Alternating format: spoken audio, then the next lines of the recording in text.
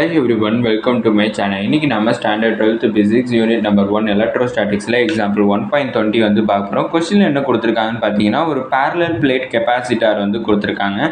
அந்த parallel plate கெப்பாசிட்டரில் இருக்கக்கூடிய ரெண்டு பேரலல் பிளேட்ஸுமே வந்து எந்த ஷேப்பில் இருக்குன்னு கொடுத்துருக்காங்கன்னு பார்த்தீங்கன்னா, ஸ்கொயர் ஷேப்பில் இருக்குது. அது ஒரு நாப்பி ஸ்கொயர் பிளேட்டுன்னு கொடுத்துருக்காங்க. இப்போ அந்த ஸ்கொயர் பிளேட்டோடைய சைட்ஸ் வந்து என்ன கொடுத்துருக்காங்கன்னு பார்த்தீங்கன்னா 5 சென்டிமீட்டர் கொடுத்துருக்காங்க. இப்போ அந்த ரெண்டு பேரலல் ஸ்கொயர் பிளேட்டுக்கும் நடுவில் இருக்கக்கூடிய டிஸ்டன்ஸும் வந்து எனக்கு 1 மில்லிமீட்டர்னு கொடுத்துருக்காங்க. இப்படி கொடுத்துருக்கிறத பார்க்குறப்ப அதுக்கப்புறம் ரெண்டுமே பேரலல் பிளேட் கெப்பாசிட்டர்னு கொடுத்துருக்காங்க. பேரலல் பிளேட் கெப்பாசிட்டராக இருந்துச்சுன்னா கெப்பாசிட்டன்ஸோட ஃபார்முலா என்னன்னு தெரிஞ்சுக்கோங்க. C is equal to epsilon naught into A divided by Dங்கிறது ஃபார்முலா. இதில் ஃபஸ்ட்டு ஏங்கிற சப்டிவிஷனில் கெப்பாசிட்டன்ஸ் ஆஃப் தி கெப்பாசிட்டரோட கெப்பாசிட்டன்ஸ் வந்து எவ்வளோங்கிறத கண்டுபிடிக்க சொல்லியிருக்காங்க. அப்படின்னா C is equal to epsilon naught into A divided by Dங்கிறது எனக்கு ஃபார்முலா. அப்படின்னா C is equal to epsilon naughtோட வேல்யூ என்னன்னு பார்த்தோம்னா 8.85 into 10 to the power minus 12. இதை நீங்கள் ஞாபகம் வச்சுக்கணும். முடிஞ்ச அளவுக்கு கொஷின்லேயே வந்து அவங்க கொடுத்துருவாங்க. கொஷினில் கொடுக்கலன்னா நீங்கள் ஞாபகம் வச்சுக்கிற மாதிரி இருக்கும். அடுத்தது ஏரியா வந்து கண்டுபிடிக்கணும். ஏரியான்னு பார்த்தோம்னா ஸ்கொயர் பிளேட். ஸ்கொயரோடைய ஏரியா ஃபார்முலா என்னன்னு பார்த்தோம்னா சைடு இன்ட்டு சைடுங்கிறது ஃபார்முலா. அவங்க கொடுத்துருக்கக்கூடிய வேல்யூ என்னன்னு பார்த்தோம்னா 5 சென்டிமீட்டர். நான் இந்த 5 சென்டிமீட்டரை மீட்டருக்கு சேஞ்ச் பண்ணிக்கிறேன். அப்படி மீட்டருக்கு சேஞ்ச் பண்ணேன்னா 5 into 10 to the power minus 2 கிடைக்கும். இதில் நான் ஒரு சைடு தான் இன்க்ளூட் பண்ணிக்கிறேன். ஏரியானா என்ன, சைடு இன்ட்டு சைடுன்னு சொன்னேன். அப்படின்னா 5 into 10 to the power minus 2ன்னுட்டு இன்னொரு சைடையும் எழுதிக்கிறேன். Divide by distance. ரெண்டுக்குமே நடுவில் இருக்கக்கூடிய டிஸ்டன்ஸ் என்னன்னு பார்த்தோம்னா 1 மில்லிமீட்டர். 1 மில்லிமீட்டருங்கிறத நான் சென்டிமீட்டருக்கு மீட்டருக்கு சேஞ்ச் பண்ணேன்னா எனக்கு 1 into 10 to the power minus 3ன்னுட்டு கிடச்சிருக்கும். எனக்கு 1 மீட்டரோட வேல்யூ.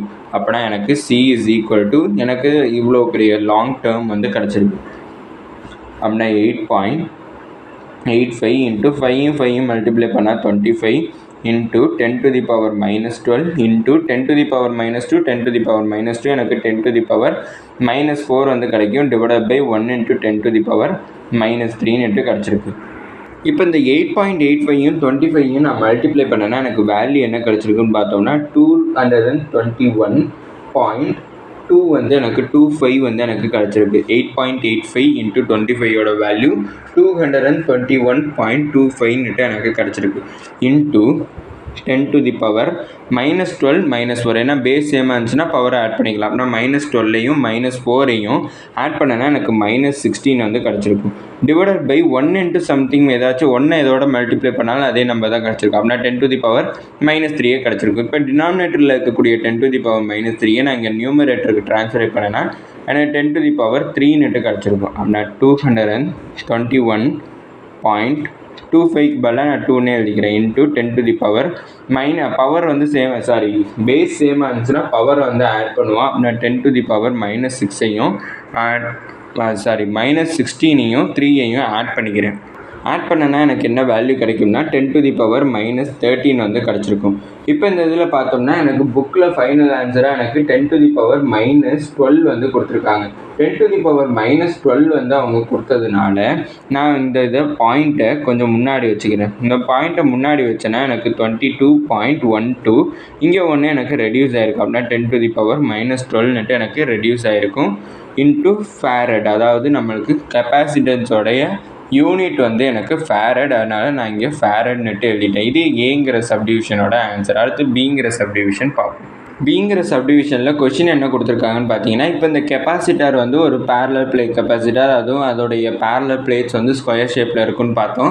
இப்போ அந்த ரெண்டு பேரலல் பிளேட்ஸுமே வந்து ஒரு பேட்டரியோட கனெக்ட் பண்ணுறாங்க. அந்த பேட்டரியோட வாட்ஸும் வந்து எனக்கு கொடுத்துருக்காங்க. 10 வோல்ட்டுன்னுட்டு எனக்கு கொடுத்துருக்காங்க. இப்போ அதை கனெக்ட் பண்ணதுக்கப்புறம் அந்த பேட்டரியுமே ஆன் பண்ணிட்டாங்க. ஆன் பண்ணிட்டோன்னே அதில் சார்ஜஸ் வந்து அதிகமாக வந்து ஃப்ளோ ஆக ஆரம்பிச்சிருக்கும். அப்படின்னா அந்த கெப்பாசிட்டரால் எவ்வளோ சார்ஜஸ் வந்து நம்மளால் ஸ்டோர் பண்ணி வைக்க முடியுங்கிறத கண்டுபிடிக்க சொல்லியிருக்காங்க. இப்போ நம்மளுக்கு கெப்பாசிட்டன்ஸோட ஃபார்முலா வந்து நம்மளுக்கு தெரியும். ஃபார்முலா என்னன்னு பார்த்தோம்னா C, ஏன்னா நம்ம டைரெக்டாக வந்து நம்ம Q divided by C is equal to Vங்கிறது நம்மளுக்கு வோல்ட்டோட ஃபார்முலா. இப்போ எனக்கு சார்ஜ் வேணுங்கிறப்ப நான் இந்த C எங்கே ட்ரான்ஸ்லேட் பண்ணிக்கிறேன். அப்படின்னா Q is equal to C into Vன்னுட்டு கிடச்சிருக்கேன். அப்படின்னா Q is equal to capacitance வந்து நம்ம பார்க்கணும். கெப்பாசிட்டன்ஸ் வந்து நம்ம இங்கே ஏற்கனவே கண்டுபிடிச்சிருக்கோம். 22.12 into 10 to the power minus 12 ஃபேரட்னு கண்டுபிடிச்சிருக்கோம். அதை நான் இங்கே சப்ஸ்டியூட் பண்ணுறேன். அவனால் 22.12 into 10 to the power minus 12. அடுத்து வோல்ட் வந்து நான் சப்ஸ்டியூட் பண்ணணும். வோல்ட் வந்து எவ்வளோன்னு பார்த்தோம்னா எனக்கு 10 வோல்ட் வந்து கொடுத்துருக்காங்க. அப்படின்னா Q is equal to 22.12 into இங்கே பேஸ் வந்து சேமாக இருந்துச்சுன்னா பவர் ஆட் பண்ணும். இங்கே பவர் இல்லைன்னு நினச்சிங்கன்னா அதை 1 கன்சிடர் பண்ணிக்கிறேன். அப்படின்னா -12 1 ரெண்டையுமே ஆட் பண்ணேன்னா எனக்கு -11 வந்து கிடைக்கும். அப்படின்னா 10 to the power -11 வந்து கிடச்சிருக்கு.